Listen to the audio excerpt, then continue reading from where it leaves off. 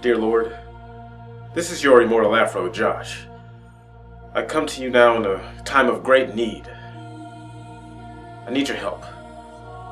The next topic of discussion video is coming up and I'm not sure what game I should cover. Please, use your godly hands and point me, this lost soul, in the right direction.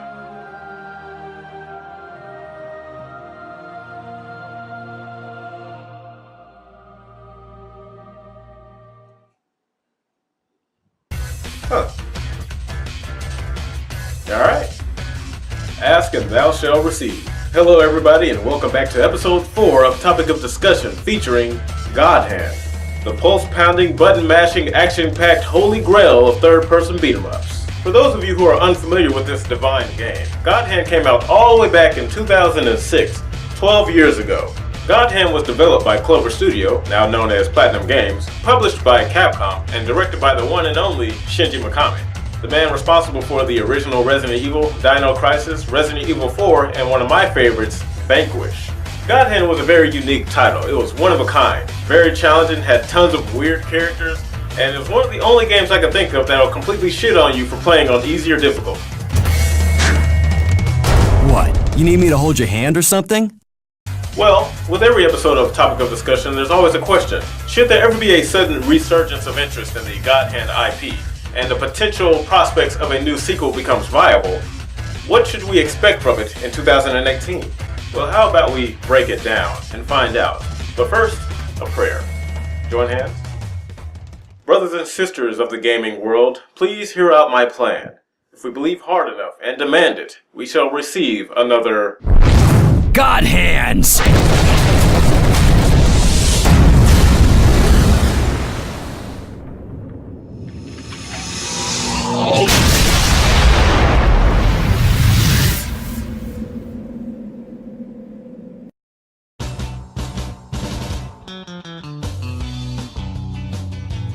So here at Topic of Discussion, we have 3 main categories that we go over when we cover a game. Design, game content, and gameplay. So how about we kick things off with design? Level design, that is. The original game's level progression worked in a stage format with one hub area that the player had access to whenever they finished a level. This is a very simple layout that does well enough not to warrant any real adjustments in my opinion. However, the levels themselves could use a bit of an upgrade.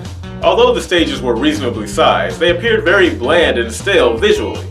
Adding certain levels of interactivity would do wonders for this game. Now for its time, God Hand did have a certain level of destructibility within the game, but it was mostly condensed to a smaller variety, things like tables and chairs and such.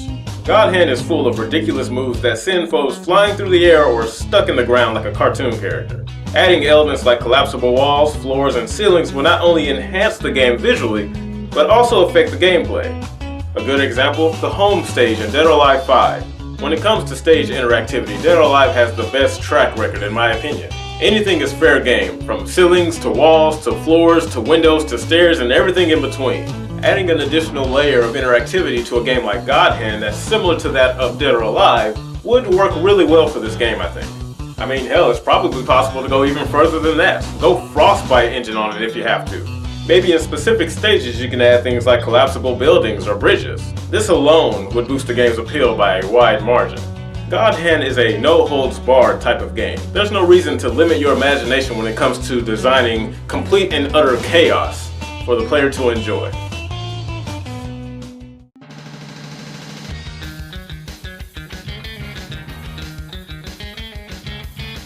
Next in line we have gameplay. This alone was God Hand's strongest, most attractive attribute. Our main protagonist was well versed in martial arts, having access to a plethora of moves and techniques. And with that, players had the freedom to customize the moveset of any move they saw fit, allowing for some insane combo variety and expression.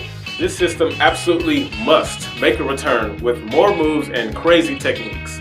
But what about overall movement? One of God Hand's weakest appeal was its overall mobility. Moving around in God Hand was kind of annoying to do. Although Gene possessed a myriad of evasive maneuvers and techniques, the lack of a manual lock-on and the inability to stray freely from left to right made some aspects of gameplay either mildly annoying or just downright frustrating.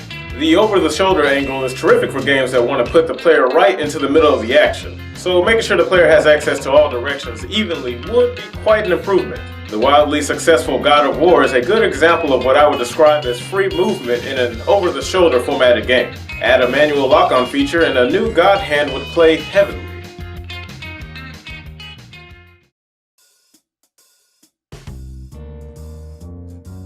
Next in line we have game content, and since God Hand already exists, we should expect the reboot or the sequel to meet or exceed the standards set by the previous game. The original featured a full-length campaign, several minigames from blackjack to slots to chihuahua racing, yes, that is a thing, a large number of moves and techniques, a training area to try out those new moves, a boss and enemy time attack, several side challenges, and unlockable content, which means that a follow-up should meet or preferably surpass the amount of game content featured in the original game. No exceptions. Now before I wrap this video up, there is one more very important aspect about God Hand that I want to make sure to cover, and that is the nature of God Hand. This is a big boy game. It doesn't care about your insecurities or your sensitivities. This title represented a time in gaming where the most important factors was creative freedom and unfiltered fun. Political correctness be damned. Hey! Sweetie! You're not going anywhere until you answer our quiz question! He's such a sexy man! Just my type! I'm not that kind of guy. You loco, chica, no way!